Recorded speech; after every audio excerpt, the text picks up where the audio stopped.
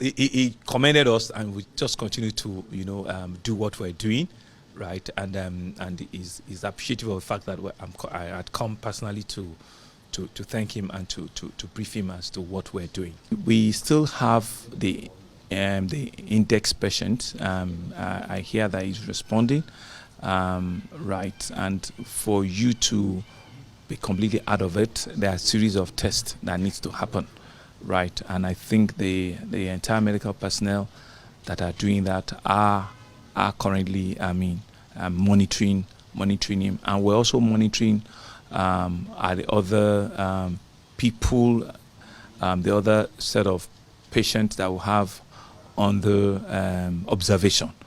All that is going on. The contact center calls them, on the daily basis, and if there's need be, they will also be asked to conduct tests, but up until last night, all of the cases in terms of tests that we've conducted have been negative. They're still running some tests as we speak, right, on some other cases. So we'll see how it goes. But the bottom line is that we certainly should not allow anything to drop off. Our monitoring. That's really what we should ensure. Sometimes some of these things don't give you notice.